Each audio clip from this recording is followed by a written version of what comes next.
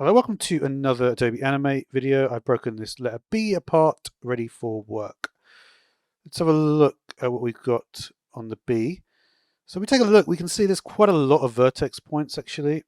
There's quite a lot of points here. Can we even press this button? There's less now, right? Even less now, but that might be a bit too much, right? This at least gives us maybe some options to work with. We've got these 3 points here, right? So we have 3 points to work with. We have number 1, we have number 2, and then finally we have number 3.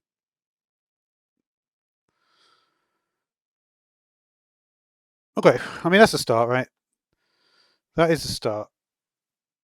So how does that work? Not great, right? But we do have 3 vertex points that we know where they are, right?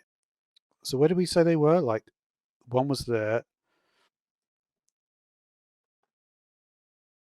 one was about there, and number 3 was about there. And at the end of the day, this is a bit easier, right? There's number 2, there's number 1.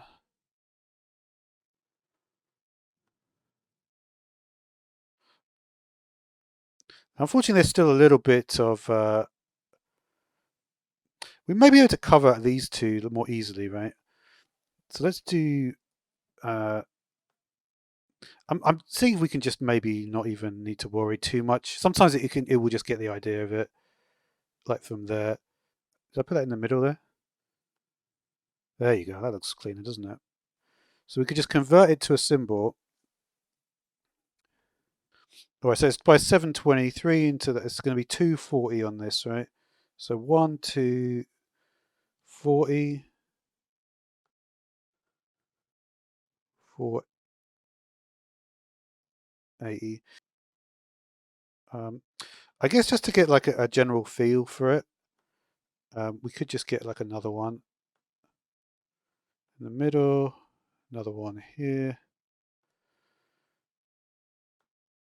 Maybe we'll do like do something like it's almost like a I don't know what I'm doing here.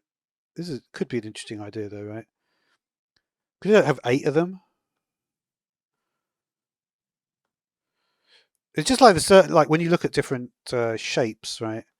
They give you like a different impression about sort of things that you could do with them. All right, it doesn't matter they're not all quite lined up yet, but oh,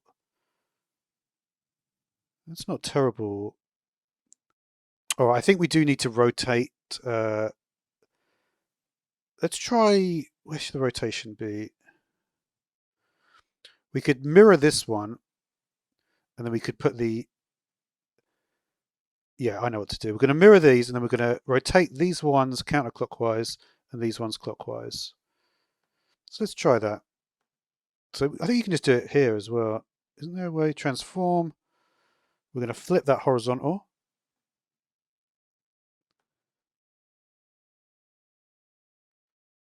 Let's make sure that these are all relatively center, right? And then this one is going to be a rotate. And like I mentioned before, we're going to rotate these ones on the top. Why has that one seems to have got so much larger gap there?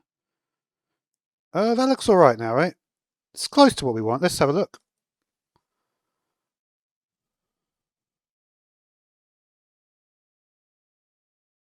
Yeah, it's definitely more aesthetically pleasing, right? I think what I like is the shapes that are being created by the top and the bottom. But what I think we need more is a little more scaling on the two in the middle. And that will create a really, really pleasant shape. And again, it's kind of like the whole like we want to get a fade to black situation. I feel like that's the sort of theme that we're going through for this series, getting like a solid block of color, right? And then scale it directly into the middle. And then move this back here. Scale that into the middle. Try and keep it even, right? This one above is not quite even.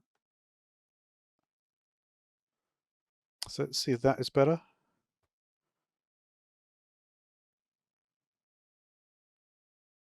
It's a bit excessive, but let's just see if that works.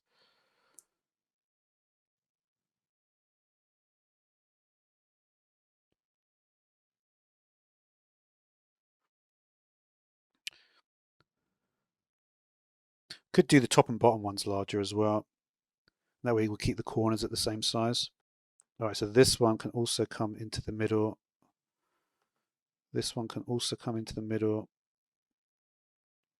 And I think we're good, right? I think that's good. See, I like the triangles at the end, right? Funnily enough, it was almost like we'd done a circuitous route back to the other area. So yeah, I think that is going to be my final result. Again, not particularly accurate. I always get a bit bored with using the guides. But definitely like quite a fun little pattern. I didn't get completely a block of color just because of the way I did it, but I'm happy with that result. So thanks for watching.